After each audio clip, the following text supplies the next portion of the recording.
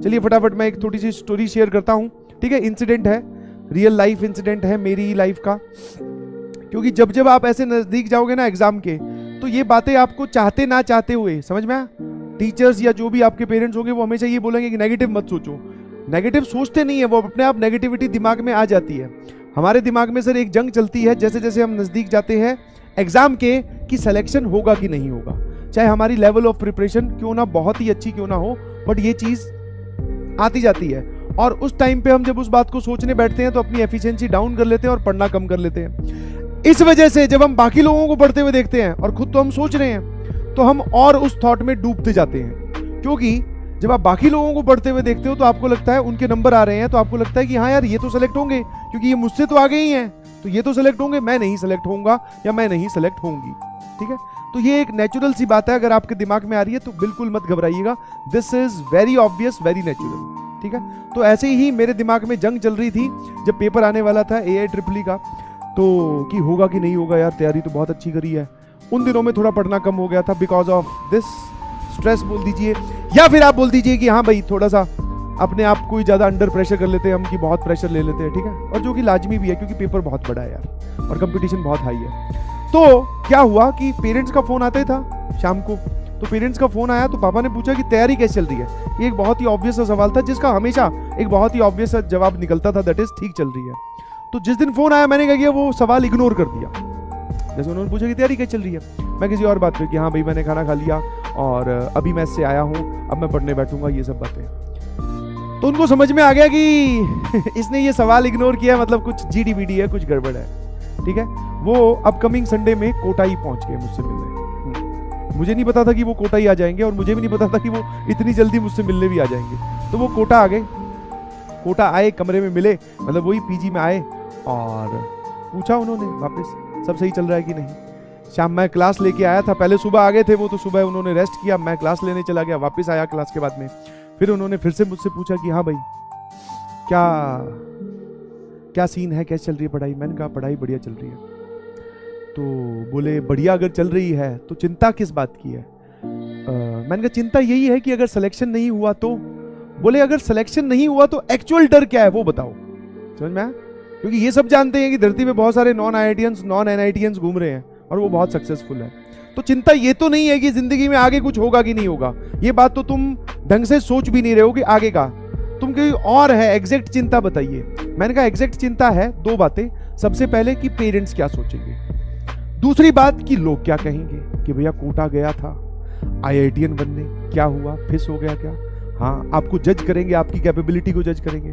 बोले वो वाली चीज।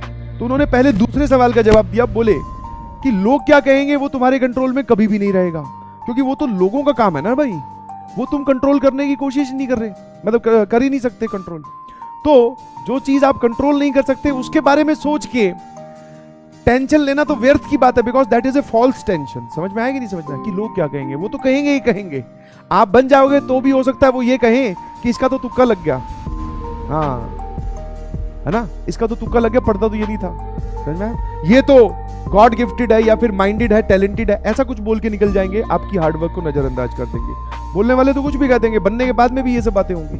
मैंने कहा ये बात ठीक है, थोड़े रिलैक्स हुए। बोले दूसरी बात पे आता हूँ, मतलब जो पहला सवाल था कि पेरेंट्स क्या सोचेंगे। तो बोले पेरेंट्स जो है वो अपनी बच्चों को, अपनी औलाद को बहुत अच्छे जानते हैं, ठीक है। और हम ये देख लेते हैं कि प्रिपरेशन के दौरान आपका जो ट्रैक रिकॉर्ड है वो क्या है, मतलब आप पढ़ाई या मेहनत वाले रास्ते पे जा रहे हो कि नहीं जा रहे। बस that is satisfying for us.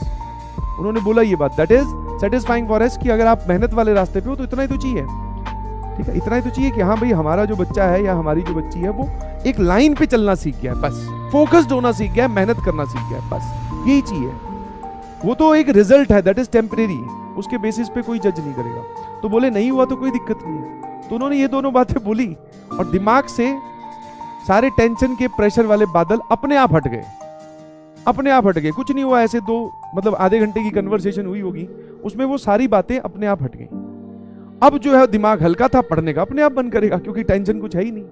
तो वैसे ही अगर आपके दिमाग में ये सब बादल आ गए हैं टेंशन वाले, नेचुरल है, आ भी गए होंगे। और जिसने जितना ज्यादा शिद्दत से IIT को मतलब चाहा है तो उसके और ज्यादा आए होंगे, समझ। तो आप घबराएं नहीं, बिल्कुल भी ना घबराएं, ठीक है। और यही सेम बातें मैं आपको बोलूंगा, इन दोनों ही सवालों के जवाब आप ढूंढ रहे हो, क्योंकि तीसरा जो तुम सोचते हो कि IITian नहीं बने तो क्या जिंदगी तबाह हो जाएगी, ऐसा तो है नहीं जी, ठीक है, ये भी आप अंदर से जानते हो, क्योंकि आप बहुत कुछ और बन जाओगे। वो जो 2 सवाल थे, दोनों के जवाब मैंने आपको बता दिए, समझ में आया? हाँ, ठीक है, तो आपने मेहनत की है तो that is satisfying for your parents, ठीक है। हाँ, जब वो रिजल्ट आएगा तो एंड मूवमेंट में हो सकता है, एंड मूवमेंट पे हो सकता है उस दिन थोड़ा थोड़ा बुरा लगे कि हो जाना चाहिए था, कोई बात नहीं, बुराई भी तो एक फीलिंग ऑफ इमोशन है, वो झेल लेंगे, थोड़ा क्या दिक्कत है, नहीं समझे? तो दोनों ही सवालों के जवाब आपको मिल गए बस, और रिलैक्स हो जाइए, पढ़ाई पे ध्यान दीजिए, ठीक है। रिलैक्स होने का मतलब ये नहीं कि पढ़िएगा नहीं, ठीक है। उसके बाद में हम फिर शाम को गए उस टाइम पे मेरे को दाल फ्राई बहुत अच्छी लगती थी, होटल पे जाकर दाल फ्राई खाना with tandoori roti was my dream उस एज में। तो बोले आजा फिर तुझे दाल फ्राई खिलाता हूं, रिलैक्स्ड, काम खत्म।